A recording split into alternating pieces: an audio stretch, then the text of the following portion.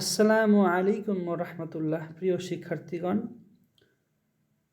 আজকে সপ্তম পাঠ নিয়ে আপনাদের সম্মুখে হাজির হয়েছি। সকল প্রশংসা আল্লাহ রাব্বুল আলামিনের জন্য। তার প্রশংসার জন্য আমরা বলি আলহামদুলিল্লাহ। তারপরে তারই প্রেরিত শেষ রসুল হযরত মুহাম্মদ সাল্লাল্লাহু আলাইহি ওয়াসাল্লামের উপর দরুদ সালাম অগণিত হারে বর্ষিত হোক। সকলে বলুন আল্লাহুম্মা আমিন। আজকের ক্লাসটি খুবই সহজ হতে চলেছে ইনশাআল্লাহ।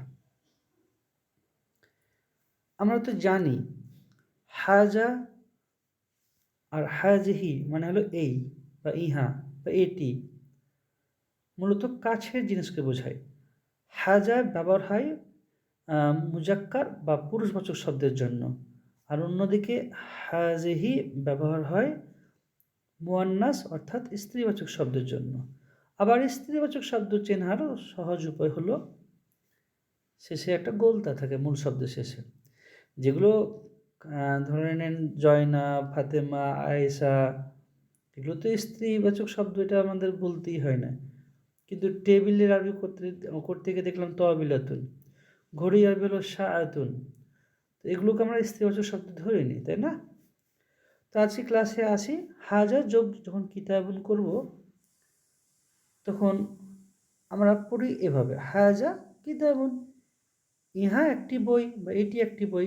কিন্তু যখন হাজা যোগ আল কিতাবু করব না, তো হামজা যাবার যেটা ছিল এটার উচ্চারণটা গায়েব হয়ে যায় একেবারে। এই যে জালের সাথে লামটা জড়িয়ে পড়তে হয়। তো কীভাবে বলবো? হাজাল কিতাবু। আর অনুবাদটা কী হবে? এই বইটি।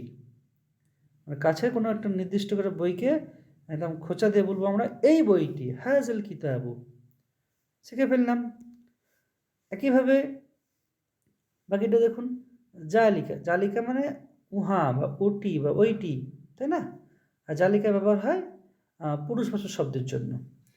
তো জালিকা যোগ কলামন, জালিকা কলামন, ওই কলমটি।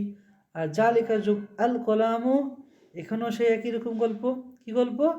এই হামজা জাবারটা উচ্চারণটা হবে না, একেবারে এই কাফের সাথে লাম জড়িয়ে পড়ব।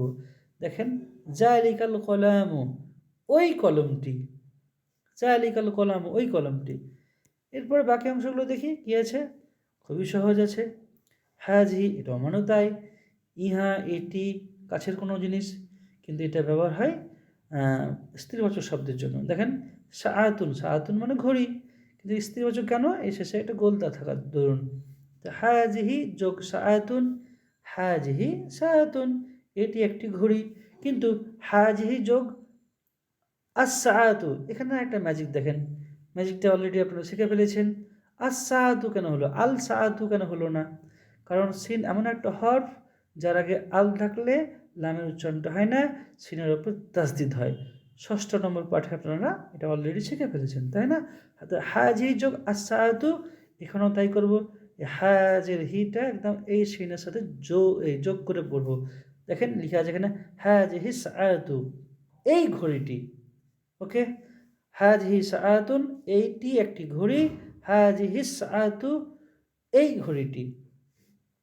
একইভাবে তিলকা স্ত্রীবাচক শব্দের জন্য ইউজ হয়। তিলকা যোগ তিলমিজাতুন, তিলমিজুন মানে হলো ছাত্র, তিলমিজাতুন মানে ছাত্রী, এটা যে স্ত্রীবাচক শব্দ তাই ইউজ করলাম তিলকা। তো তিলকা যোগ তিলমিজাতুন, তিলকা তিলমিজাতুন, বেসিক সিম্পল পড়া। তিলকা তিলমিজাতুন, ওইটি একজন ছাত্রী। কিন্তু তিলকা যোগ আত্তিলমিজাতু, তিলকা যোগ আত্তিলমিজাতু, এখানেও আমরা জড়িয়ে পড়ব তিলকাত তিলমিজাতু, তিলকাত তিলমিজাতু, ওই ছাত্রীটি। ওকে, শিখে ফেললাম। এবার নিচে একটা দেখেন অনুচ্ছেদ দেওয়া আছে, এই অনুচ্ছেদটা আমরা পড়ব এবং অনুবাদ করার চেষ্টা করব। সাথে সাথে ব্যাকরণিক নিয়ম যা শিখেছি সেগুলো একটু ঝালিয়ে নেব। চলুন শুরু করি। জালিকার রজুলু শারিফুন, তাহলে জালিকার রজুলু, ওই লোকটি। র এমন একটা হরফ যার আগে আল থাকলে লামে উচ্চারণ হবে না, এর উপর তাসদিদ হবে। তাহলে জালিকার রজুলু, ওই লোকটি, শারিফুন মানে হলো ভদ্র। এবার একটু থামেন। যেগুলো গুণবাচক শব্দ আছে না, যেমন জাদিদুন নতুন, কদিমুন পুরনো, শরীফুন ভদ্র, মাশহুরুন বিখ্যাত।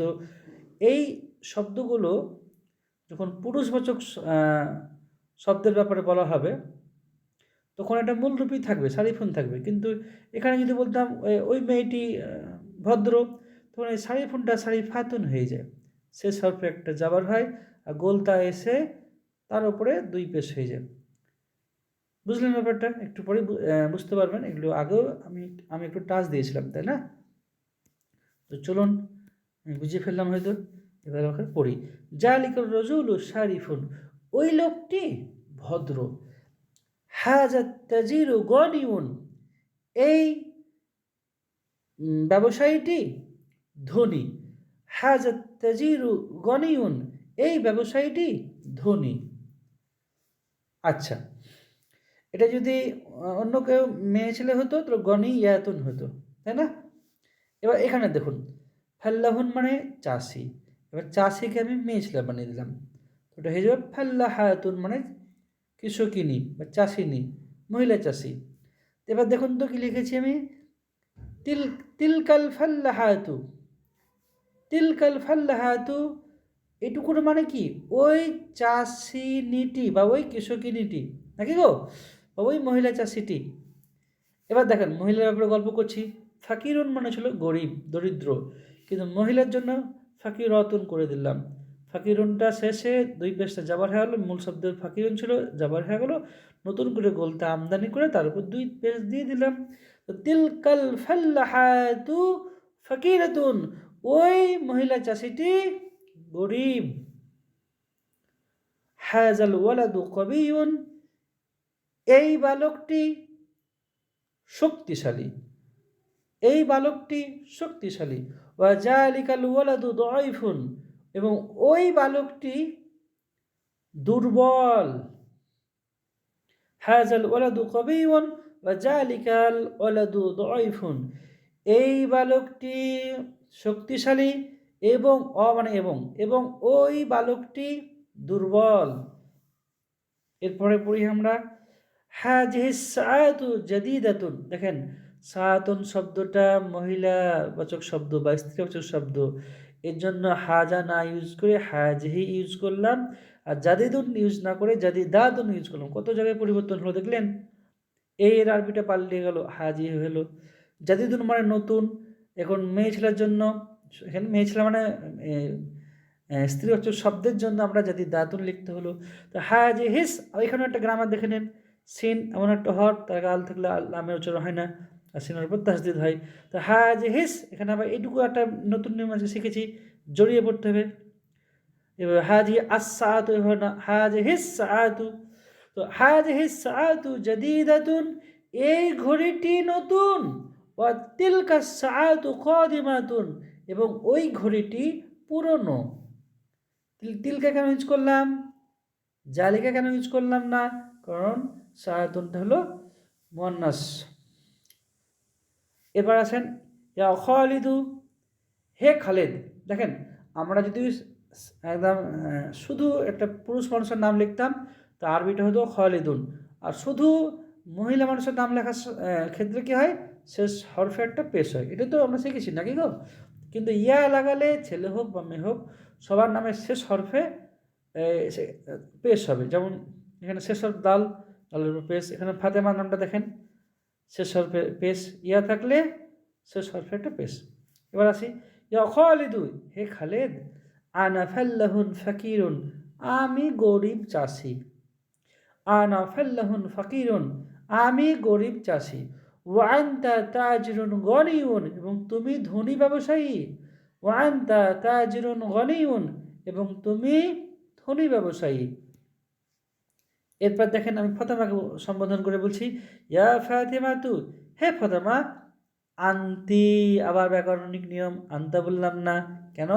ফাতেমা মুয়ান্নাস, স্ত্রীবাচক, তা আন্তি ইউজ করতে হলো আমাকে। আরেকটা দেখেন তো, এই নিয়মটা আমি এবার শিখিয়েছিলাম আপনাদেরকে, যে ইমরাআতুন মানে হলো মহিলা, কিন্তু এই মহিলা ইমরাআতুনের আগে যদি কোনো শব্দ চলে আসে তখন এখানেও যে আলিফ ছিল এর উচ্চারণটা আবার আসবে না। আলিফ উচ্চারণটা বাদ দিয়ে তার পূর্বেকার হরফের সাথে জড়িয়ে পড়তে হয়। তো এটা আমরা কীভাবে পড়বো? আন্তিম রাআতুন শরীফাতুন। দেখেন তো শরীফুন কেন ইউজ করলাম না? কারণ আমি একটা মহিলা মানুষের ব্যাপারে কথা বলছি। তো সেখানে ভদ্রের আরবি শরীফুন না বলে শরীফাতুন বলতে আমি বাধ্য হলাম। ইয়া ফাতিমাতু, হে ফাতেমা, আন্তিম রাআতুন শরীফাতুন। তুমি একজন ভদ্র মহিলা। তুমি একজন ভদ্র মহিলা। আন্তিম রাআতুন শরীফাতুন, তুমি একজন ভদ্র মহিলা।